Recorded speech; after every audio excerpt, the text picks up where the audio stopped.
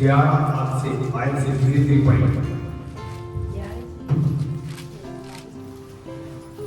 ये दुखियारी, तू जो आंधी की सताई हुई है और जिसको शांति नहीं मिलती, सुन मैं तेरे पत्थरों की 25 कारी करके बैठाऊंगा और तेरी नील मणि से डालूंगा।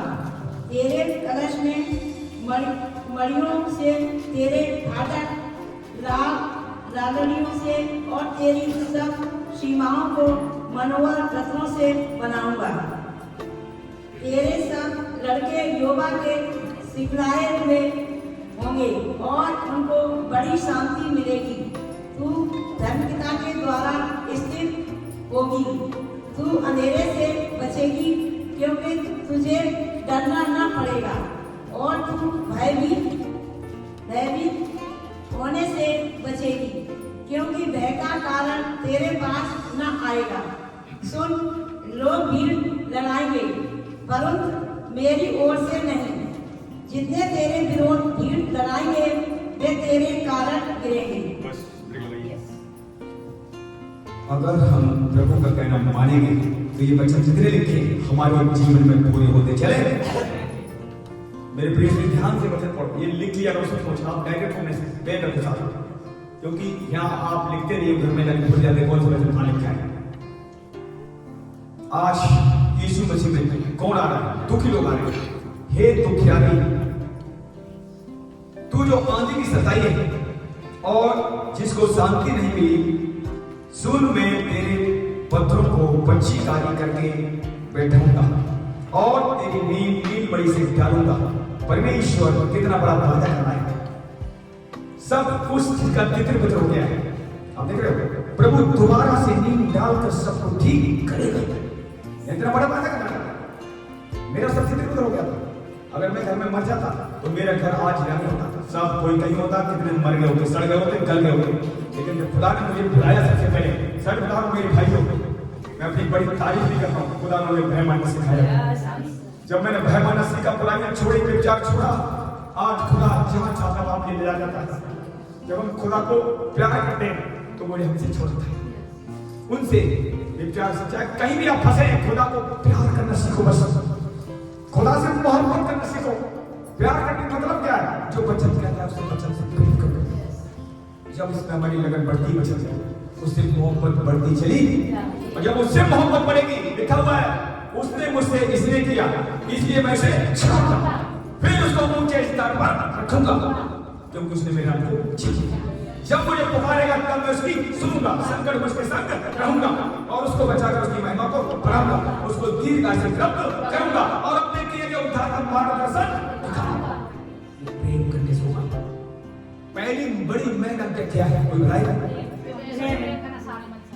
किससे प्रेम करो?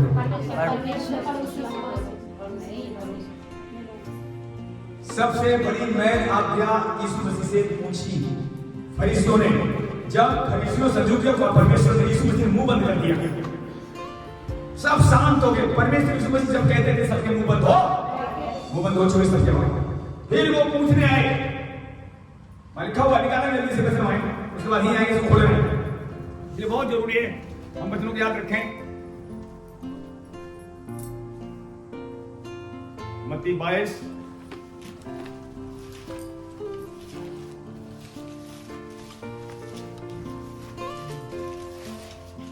और उसका 34 ऐसे पढ़ेंगे। जब फरीसियों ने सुना कि यीशु ने सदूकियों का मुंह बंद कर दिया तो वे इकट्ठे हुए। उनमें से एक व्यवस्था परखने के लिए उससे पूछा, हे गुरु, व्यवस्था में कौन सी बड़ी आज्ञा है? उसने उससे कहा, तू परमेश्वर अपने प्रभु से अपने सारे मन और अपने सारे प्राण से अपनी सारी बुद्धि के साथ प्रेम रख। बस बड़ी आज्ञा कौन सी है? यही है। जब फरीसियों ने सुना कि यीशु ने संदूकियों का मुंह बंद कर दिया है तो वे इकट्ठे हुए। अब देखा, यीशु मसीह को वो बार बार हराना चाहते थे, इकट्ठे हो जाते थे। आपको 10-20 लोग घेर लेंगे, इकट्ठे होकर कोई पूछेगा, कोई किससे पूछेगा, ऊट पटाख सवाल लोग पूछते हैं इस मसीह लोगों से आज भी पूछते हैं। तो आप किसी तरीके से इन लोगों को मैं मुंह बंद करूं, इनका प्रचार बंद करूं, वो ये सोचते हैं। लेकिन कलाम कहता है, लूका में लिखा हुआ है 15:25 में, मैं तुझे ऐसा बोल बुद्धि दूंगा तेरे विरोधी सामना अथवा खंडन न कर सकेंगे। और आप वचन डेली पढ़ते हैं तो विरोधियों को मुंह बंद कर सकते हैं। यीशु मसीह ने यहाँ सबके मुंह बंद कर दिए। तब जब उनका कुछ बस नहीं चला, तब क्या करे, हे गुरु व्यवस्था में कौन सी आज्ञा बड़ी है? जब सुनो, जब तुम्हें लोग रोकेंगे, नहीं रोक पाएंगे, तुम वचन से बात करोगे, तब वो कहेंगे बताओ फिर क्या करूं? आपसे कहेंगे जो ज्यादा दिमाग लगाते हैं वो तुम्हारे पास लौट कर आएंगे। अगर ठीक से वचन से बात करोगे, उन्हें भी जो हार नहीं मानते उन्हें जीत कर जाओगे। जो तुम्हें हराना चाहते हैं उन्हें जीत कर जब जा सकते जब वचन वहां नहीं बोलो। बात करना तुम्हें आती है। आज बहुत से रिश्तेदार क्यों नहीं मन पड़ाते? क्योंकि वो सवाल ऐसे करते हैं और तुम तो चुप जाते हैं। लेकिन यीशु मसीह कभी चुप नहीं हुए। जितने लोग यीशु को चुप करने आए उन्होंने चुप कर दिया। ये सब चुप हो गए। तब पूछ रहे हैं बता परमेश्वर की बड़ी आज्ञा क्या है, मैं क्या करता? तब प्रभु ने कहा सुनो ध्यान से, अपने सारे मन से, सारी बुद्धि से, सारी शक्ति से, सारे प्राण और ताकत के साथ अपने पिता से प्रेम करना। बड़ी मैन मुख्य आज्ञा तो ये है। फिर पड़ोसी तो बाद में आता है। आज अपने अपने पड़ोसियों से यीशु मसीह क्या कहा, तुम प्रेम करने वालों से प्रेम रखते हो तो तुम्हें आशीष क्यों मिलेगी? अगर मान लो सपोर्ट करो, ये मैंने हमसे प्रेम किया, हमने इससे प्रेम किया, बराबर हो गए। अगर ये प्रेम करती है थोड़ा, उससे ज्यादा हम प्रेम करें तो हमें सबसे आशीष मिलेगी। मान लो ये बहन लगातार प्रेम करती है, मेरा कहना मानती है, हम इसका कहना मानते हैं, लेकिन ऐसा मैं कोई काम करूं उसके लिए जो इसने मेरे लिए कर पाया, तब हम हकदार हैं, सबसे आशीष ज्यादा मिलेगी। इसने मुझे 100 रुपए दिए, 100 रुपए दिए, हम ऐसा कुछ करें ये मुझे वापस ना कर पाए, तब सुरक्षा हमारी ब्लेसिंग के बाद। इसलिए प्रभु ने कहा था कोई मांगे उसे दी और उससे वापस मांगने की इच्छा मत कर, वो वापस दे पाएगा या नहीं। लेकिन आज लोग क्या करते हैं, संसार वाले देते हैं और वापस मांगते हैं, इसलिए वो आशीष नहीं है। सुरक्षा है हमारी आशीष नहीं के पास। जो यीशु मसीह लोग हैं, यीशु मसीह क्या कहते हैं, देना सिखाते हैं। देकर भूल जाओ। अब बाइबल ये बताती है, अब किसी ने बात मान लो ज्यादा पैसा मत लिया, आपसे 2 लाख मांग लिया तो आप नहीं बोल सकते, समझे मेरी बात? तो बाइबल ये भी बताती है, उसके उपलक्ष्य में लिखा हुआ है, सबकी भलाई कर। 1 लाख मांगा, तेरे पास 1 लाख नहीं है मत दे, 1000 दे, 2000 दे, पर कितना दे, दोबारा मांग मत। मिल जाए तो ठीक, नहीं पहली बात तुम मांगी मत, इसे लिखा हुआ है। कोई 1 लाख देगा तो मांगेगा। फिर भी अगर कोई बहन भाई को देता है कलिसिया बिना ब्याज के, किसी से ब्याज लेने की जरूरत नहीं है। दे रहे हो तो ये उम्मीद मत रखो इससे मैं लड़ाई करूंगा तब वापस मिलेगी। जब उसके पास आया तो वो दे देगा, मांगो। इस हिसाब से हम जब चलते हैं खुदा हमसे खुश। बाइबल बताती है, लिखा हुआ गलतियों भलाई करना छोड़ो, जितनी ताकत भलाई करो, विशेषकर विश्वासी वहीं भी लिखा हुआ है, भलाई उदारता वाले कामों को मत छोड़ो, ऐसे बलिदानों से परमेश्वर प्रसन्न होता है। इब्रानी में लिखा हुआ है। तो हम देखते हैं, अब जहां तक वहीं आ जाए वापस, तो बड़ी मेहनत चाहिए। और आप जानते भी हो सबसे पहले हमें किससे लिपटना है, अपने बाप से। फिर वो पड़ोसी से लिपटने की ताकत आपको प्रेम देगा। जब अपने प्रभु से प्रेम नहीं कर पाओगे तो प्रेम तुम्हारे अंदर आएगा कहां से, क्योंकि परमेश्वर ही प्रेम है। तो परमेश्वर जब बढ़ता है तब उन लोगों को क्षमा कर पाते हैं जिनको आज तक वो क्षमा कर पाते नहीं। प्रेम कहां से आएगा, परमेश्वर से। तो प्रभु से पहले तो वो प्रेम करना सिखाएगा, वो देना सिखाएगा। तुम चाहते वहीं आ जाए चौगुल में। आज लोग इस मसीह दुखी आते हैं, सब कुछ उखड़ जाता है, टूट जाता है, उनकी सीमाएं सीमित हो जाती है। परमेश्वर की जब आता है उनकी सीमाओं को बढ़ाता है, खोल देता है, और शैतान क्या करता है, बंधन बांध देता है, उन्हें बढ़ने नहीं देता है। रिश्तेदार टूट रही है, आजकल तो रिश्तेदार की छोटी छोटी बातों टूट जा रही और वो रिश्तेदार दोबारा उनके पास नहीं आते। और जैसे यीशु आते हैं ठीक करने लगते रिश्तेदार या फिर जोड़ वो कहता है जब तेरा चाल चलन ठीक होगा मैं तेरे बैरियों से मेल मिलाप कराऊंगा। नीति में लिखा हुआ है, जब तेरा चाल चलन यहोवा को भाएगा तेरी बैरियों से भी मेल मिलाप कराऊंगा, तेरे शत्रुओं से मेल मिलाप कराऊंगा। कितनी बड़ी बात है। तो सबसे पहले किसे खिलौना है, मुझे। हर घर में सबसे पहले मुखिया को पिटवाना है, फिर उसकी पत्नी पिटवाना है, फिर बच्चे एक भी छोड़े जाएंगे। लिखा हुआ है, अगर तू यहोवा का भय मानता है तेरे पुत्रों को संस्थान दिया नीति लिखा हुआ है। जब पति पत्नी भय मानते हैं यहोवा का और उसमें वो फिट हो जाते हैं, एक दिन बच्चे पूरे फिट किए जाएंगे। तू बच्चे से तेरा घराना बचाया, तू सुधरे तो तेरा घराना सुधारा। पूरी नींद मुखिया पति पत्नी को बचा। अब सबसे पहले तो घर के मुखिया जो है उसे सुधरना पड़ेगा, क्योंकि वो परिवार चलाता है।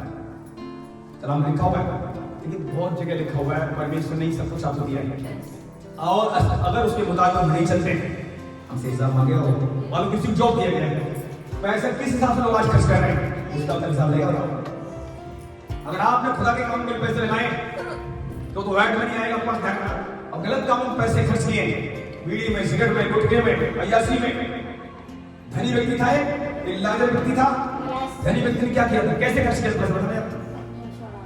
ऐसा सारे सुख विलास जमीन पर उसने कोई भी ऐसा नहीं होगा नहीं, क्योंकि पैसा उसके पास धनी था।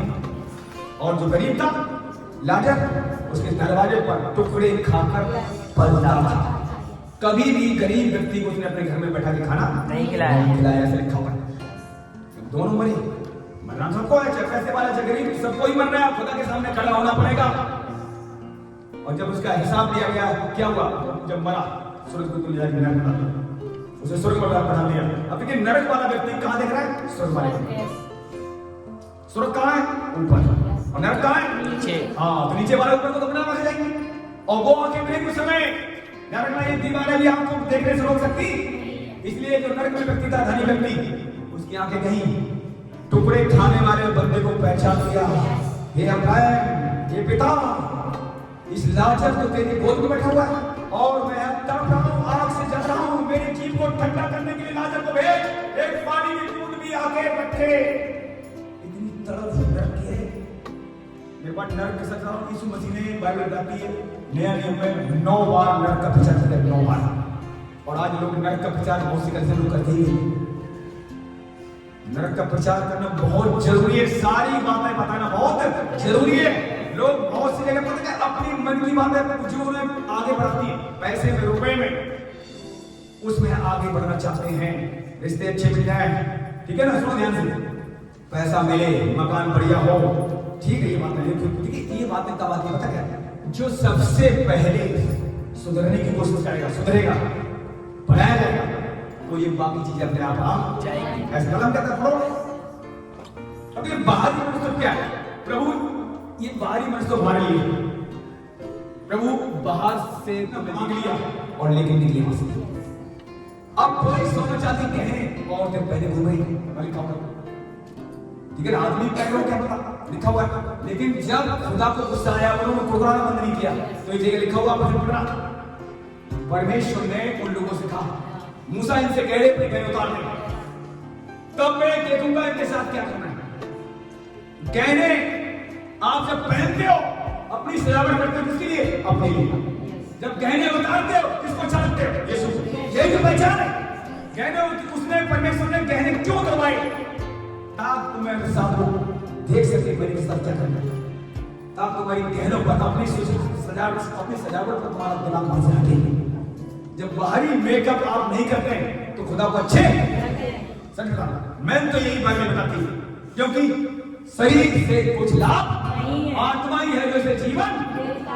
फिर भी हम जब शरीर में रहते हैं हम गंदे कपड़े नहीं कर सकते, गंदे कपड़े करेंगे तो दूर हटे, तुम्हें साफ सुथरे भी करना पड़ेगा, हिसाब से बैलेंस बनाना है। ये बैलेंस बनाना अपनी लाइफ बहुत जरूरी है। तो हम देखते हैं यहाँ पर जाते वही आ जाए। देखिए जो भी दुखी लोग हैं जब आते प्रभु के पास, तो परमेश्वर ने सबसे पहले छूता है अपने, कोई भी है उन्हें छूता है, और उनका बिगड़ा हुआ हिसाब किताब वो धीरे धीरे बनाना शुरू कर। और जब वो टिके रहते हैं, देर में आदमी क्या रखा हुआ है, तेरे सब लड़के यहोवा के सिखलाए हुए होंगे और उसको बड़ी शांति मिलेगी। आसान तो लोग आते हैं, हम रात को सो नहीं पाते उस समय जब नहीं आते, कहां कुछ राहत मिल जाए और कहीं राहत मिलती। जब प्रभु के पास गए पहले दिन बड़ा अच्छा ठिकाना दिया। मैंने जाना आप तो बात किसी से बताई नहीं, पूरी रात सोचा करते बात और कोई डर नहीं आया, डराने वालों ने डराया नहीं। जबकि मेरी मिसेज को थप्पड़ मारता शैतान, वो कहते किसने मारा? बहुत उपवास प्रार्थना, पीले कपड़े पहन कर पता नहीं क्या करते थे और कुछ भी होता।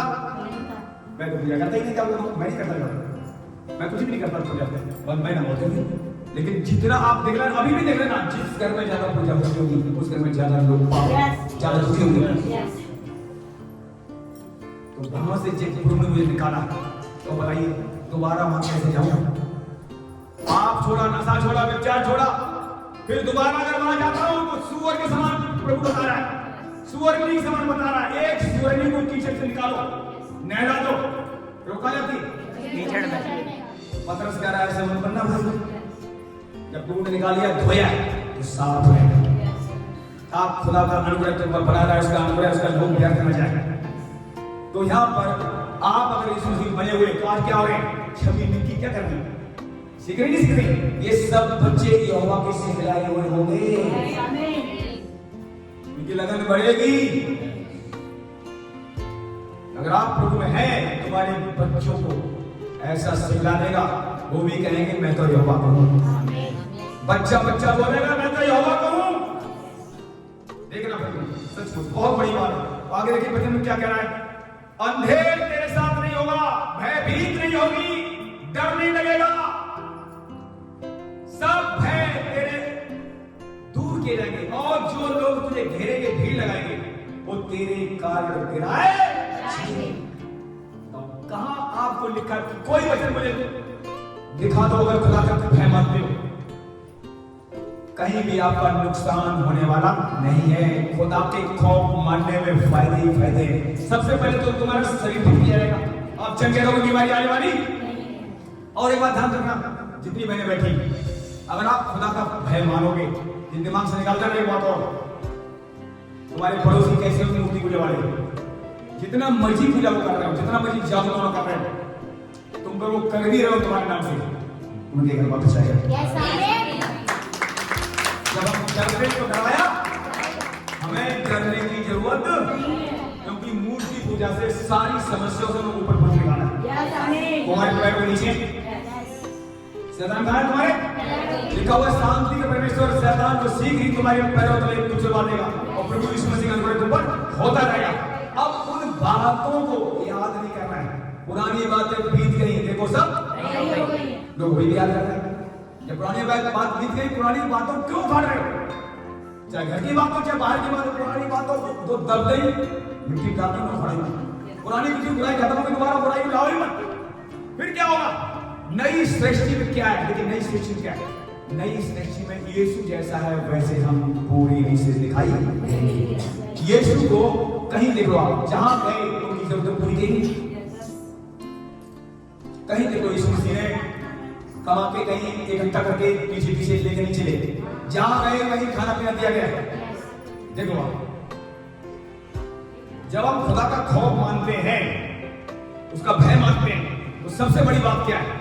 सुनिए, एक तो तुम्हारा शरीर फिट रहेगा, सबसे पहले तो आप फिट रहोगे, आपका आत्मा बनाया जा रहा है, आपके अंग अंग यीशु मसीह में फिट हो जाएंगे। खुदा का खौफ मानने से हमारी हड्डियों में बलगम, आंखों में ज्योति नहीं घटेगी, समझ गए? ज्योति बढ़ती जाएगी और जो कुछ खाओगे वो पच जाएगा। जो इच्छा करेगी खाने की, आपको नहीं मिल रहा, मतलब ये खाना नहीं मिल रहा, वो भी तुम्हारे सामने परोसा जाएगा। खुदा का भय मानने से लिखा हुआ है। मैं सच बता रहा हूं, जब मेरा पेट खराब हो गया पहली बार, जब इसमें समाया, मैं आया था, पेट लीवर खराब था, मुझे कुछ दिन बाद 6 महीने बाद एक वचन मिला, वही शायद 55 लिखा हुआ है, आपने पढ़ा है? वो जब वचन मिला, आज तक दोबारा ना पढ़ो, याद रहता अपने आप। यदि तू मेरी सुनेगा तो चिकनी चिकनी चीजें तुझे खिलाऊंगा, संतुष्ट करूंगा, और वचन सुनता रहेगा, सुनने के वजह से तू जीवित, वो चिकनी चीजें जो नहीं खा पाता, जैसे वचन ये मिला शायद 55 का, और मैंने चिकनी चीजें खाना शुरू कर दिया। सब आ जाओ वचन में पावर, फिर मुझे विश्वास बढ़ता चला गया। उधर बच्चे जब जहर खाया नहीं मरा, विश्वास और बढ़ गया, बढ़ेगा नहीं बढ़ेगा? अब आप जितने वचन में बढ़ते जाओगे उतना विश्वास बढ़ता चला, और जितना विश्वास बढ़ेगा परीक्षाएं भी आएंगी। हमारे बच्चे ने क्या किया फिर? मैं कहा मर में तो मरना है, लेकिन क्या जहर खाया तो मरा जाता। उस समय वो एक खिल जाता था। और अब यही तो देखना है, अपने बच्चों को किसी भी तरीके से ढकेलो कलिसिया में ढकेलो। अगर नाइट में भी यहाँ बच्चे आ रहे हैं, बच्चों की वजह से भी तुम्हारा फायदा हो जाएगा। जब बच्चे महिमा करेंगे, शैतान तुम्हारे घर में मौका मिलने वाला नहीं। बच्चों को तो कमाओ कैसे, वो आए कैसे यहाँ पर। अभी फिर मेरे पास देखिए वो आया है जो पिछली बार लोगों ने एग्जाम दिए, तो मैं एक सवाल इनाम मिला, कोई इनाम ज्यादा नहीं मिला। अब फिर आया, अब वो कहने दिया फिर चालू क्या मत्ती अध्याय से सारे क्वेश्चन आएंगे। तो मैंने कहा ठीक है, वो तो कोई बात नहीं, 100 रुपये 150 कोई बड़ी बात नहीं। लेकिन सबसे बड़ी बात क्या है, मैं देखता हूँ बच्चों को भी जब इनाम मिलता है तो कल से हम आते हैं, और इनाम नहीं मिलता तो जवान बच्चों की प्रार्थना रखी थे, अब क्या करते हैं। अब हम लालच के आगे बढ़े, ये पता है, ये तो चलो शरीर चीजें छोटी मोटी, और मैं अपनी खुद गवाही देता हूँ। जब छोटे बच्चे थे मैंने उन्हें लालच दिया, किसी भी तरीके से, ये बच्चे मुझे याद आ रहा, किसी भी तरीके से बच्चों को आगे बढ़ाओ, चाहे लालच देके, चाहे किसी तरीके, चाहे किसी बहाने से, मतलब सुसमाचार लोगों के पास पहुंचना चाहिए। कुछ बहने ऐसे पता कैसे चीज में बता रहा, जैसे कल से हम नंबर कर दिया, कल से नहीं सकते भाई, बहुत बीमार फिर कल से हम वाले नहीं सकते। चलो ठीक है, अच्छी दवा पड़ रही है मेरे साथ, चलो अच्छी दवा तो मैं दे रहा हूँ। और उन्हें पता नहीं कल से होती क्या, उन्हें ला के ये दिया, कह रहा तो ये तो रहे, कह रहा दवाई बात बोले मेरे बच्चन सुन रहे, ठीक है ना। और बहाना बता के लाए, और जब बच्चन सुना हाथ रख के दुआ हुई ना, अब कह रहा दवाई ये प्राणी बार बोलने वाले। इसलिए किसी भी तरीके से बहाना बता के, किसी तरीके से जो लोग नहीं आना चाहते, एक बार दर्शन मेरे साथ किसी भी एक बार आओ, अगर ये हवा के होंगे एक बार में छूलेगा और अपना बना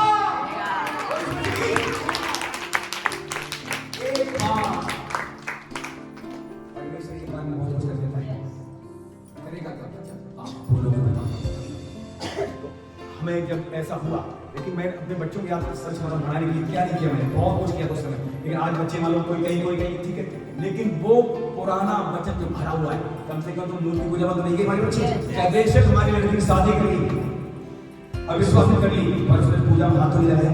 अगर वो उस समय मजबूत नहीं करते तो दोबारा मूर्ति पूजा वो भी करने लगती है, ऐसा ना। तो आज लोग क्या कहते हैं, डेली वाली प्रार्थना, कुछ लोग क्या कहते हैं डेली प्रार्थना मत करो, सामने डेली वाली प्रार्थना लोग क्यों घबराते हैं? मैं बता रहा हूँ, डेली वाली प्रार्थना में शैतान थोड़ा कम करता है। जब आप प्रार्थना पढ़ोगे शैतान रोकेगा, तंग करेगा, तुम्हारे घर के बैरी हो जाएंगे। लेकिन जब आप नहीं रुकोगे, वही बैरी प्रेमी बन जाएगा।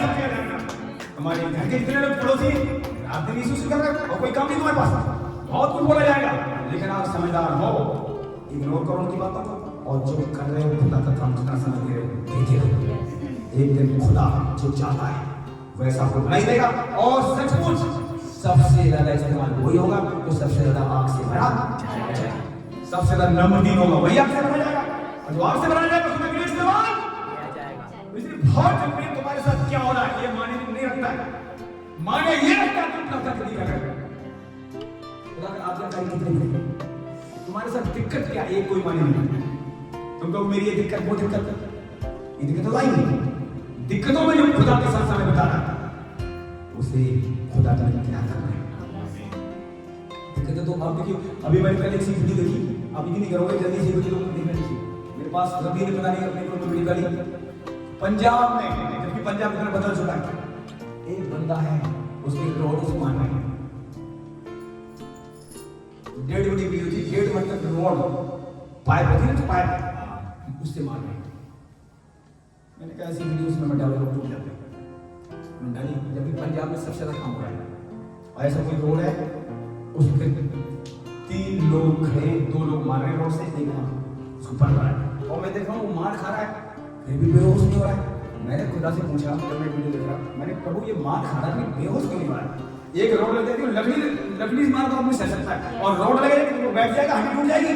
लेकिन इधर से मार रहा, कोई इधर मार रहा, कोई यहाँ मार रहा, सर को छोटा सा जगह, उसकी पाइप इतनी मोटी थी उससे मार रहा था। फिर मैंने बाद में तो प्रार्थना कर ही रहा था, मैं वीडियो जब प्रार्थना मेरी पहले 9 बजे के बाद खत्म हुई तब मैंने फोन की वापस उसके बाद देखा तब ये वीडियो देखी, फिर मैंने प्रभु से कहा कि ये बंदा बेहोश क्यों हो रहा है? सुनोगे क्या उत्तर आया? कह रहा ये मार नहीं खा रहा, इसके अंदर मैं मार खाना था। हो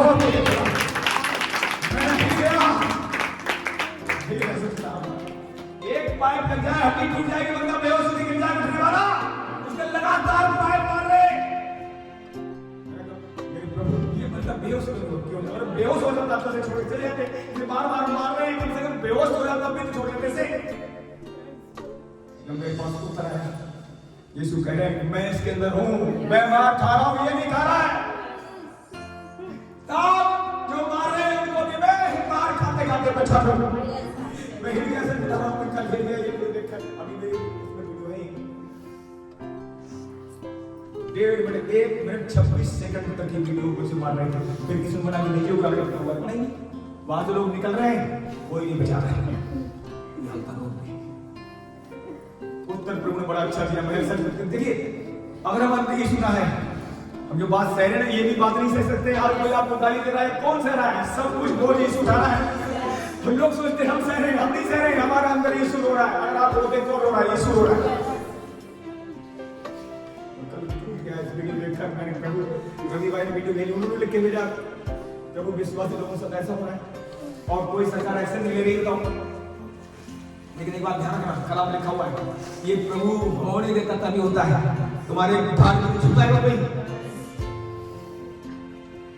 अब किसको कौन से कलेश में जाना है, किसके ऊपर कौन सी परेशानी है, यहोवा तय करेगा। हमारा बाप तय करना है। जेल में किसको जाना है, ये भी बाप यहोवा तय करेगा। पता है, जो जेल में जाने वो जेल भेजे जाएंगे, जो मार खाने वो मार खाएंगे, पर अपने मुंह से अंगीकार मत करना। प्रभु तूने मेरी मार बहुत खाली, हम मार खाने के लिए नहीं आए। मेरे मार खाने से कुछ सुधार होने वाला नहीं है, पर तूने मेरे लिए मार खाई, कोड़े खाई, इसलिए मैं छक्का हूं। तेरा खून बहाएगा इसलिए मेरी छुटकारा होगा। मेरा खून कोई बहा दे उससे कुछ होने वाला नहीं है। इसलिए यीशु तूने मेरे लिए खून बहा दिया, मेरा बर्बाद छूट गया। हमें अंगीकार ठीक है। अंगीकार कई बार लोग गलत करते हैं और शैतान का हाथ चले। अंगीकार गलत करना, जो कोई सखाव है वो अलग बात है। जो सखाव खुदाई ने रखा है अपने जीवन में, कोई आपका विरोध कर रहा है, यार ना, अगर आपने कुछ चीजें छोड़ी दी गलत चीजें, देखिए आपको विरोध हो रहा है, विरोध हो रहा है, विरोध की वजह से आप दोबारा चीजें जो गलत पहले कर रहे थे वो न करने के लिए विरोध तुम्हारा भी किया जा रहा है, ताकि आप पाप न करें। जब विरोध तुम्हारा होता है, विरोध इसलिए शुरू करवा रहा है ताकि तुम प्रार्थना के समय बड़ा हो और उस पाप को न करो जिसमें आप पहले गिरे थे। तो विरोध हो रहा है, विरोधी खड़े किए गए, ये यहोवा ने की ताकि आप पक्के हो जाएंगे। ये बात मैं समझ नहीं शायद रहता जब बात आप कहते मैंने बुराई छोड़ दी, फिर भी विरोधी है ना, वो इसलिए है ताकि तुम और मजबूत हो जाओ और प्रार्थना करो, स्पीड बढ़े तुम्हारी प्रार्थना। परमेश्वर के विरोध होना बंद हो जाएगा। अगर तुम्हारा विरोध होना बंद हो जाए तुम धीरे हो। जितना विरोध बढ़ता है उतना प्रभु का काम भी बढ़ता है। आप कहीं भी देखो, जहां ज्यादा विरोध हो वहां ज्यादा चाहिए। तो आज कहीं विरोध हो रहा है, ये विरोध कौन होने दे रहा है? खुद हमारा यहोवा, ताकि वो उन्हें दिखा सके देखो विरोध तुमने किया, फिर भी विरोधी लोग नहीं बचाए। वो लोग भी आएंगे जो विरोध कर रहे हैं, क्योंकि आंखें बंद की। तो अब उनकी आंखें बंद करें, उनकी आंखें कौन खोलेगा? वो हमारे साथ साथ चल रहा है। इसलिए विरोध हो रहा है, होने दो। विरोधियों के लिए लिखा हुआ है प्रार्थना करो, बाकी विरोध को हम रोक नहीं पाएंगे। अगर हम उसमें ताकत मांगे, प्रभु मुझे ऐसे शक्ति सामर्थ दे, विरोध होने के बीच में भी मैं चल सकूं। बहुत जरूरी। हम प्रार्थना कई बार ठीक नहीं करते हैं। अगर आपके घर में सताने वाले मिल जाकर प्रार्थना, सताने वालों को रोक नहीं पाएंगे, पर सताने वाले प्रार्थना, प्रभु हमें सहन शक्ति दे, इस सताव में होकर भी मैं प्रार्थना कर सकूं। ये बहुत जरूरी है। तो हम यहाँ इस वचन पूरा करते हैं, क्योंकि अब सब कुछ पता, आगे वचन लिखा हुआ है, सुन लोग भीड़ लगाए परंतु मेरी ओर से नहीं, जितने तेरे विरुद्ध में भीड़ लगाएंगे और तेरे कारण गिरेंगे।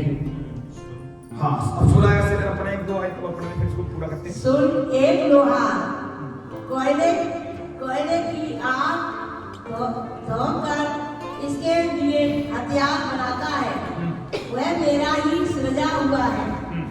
उजाड़ने के लिए भी मेरी ही ओर से एक नाश करने वाला सृजा गया है। जिसने हथियार तेरी हानि के लिए बनाए जाए उनमें से कोई सफल न होगा, और जितने लोग मुद्दई होकर तुझ पर नाशानी करें उन सबों से तू जीत जाएगा। यहोवा के दासों का यही भाग होगा और वे मेरी ही कारण धर्मी ठहरेंगे। यहोवा की यही वाणी है।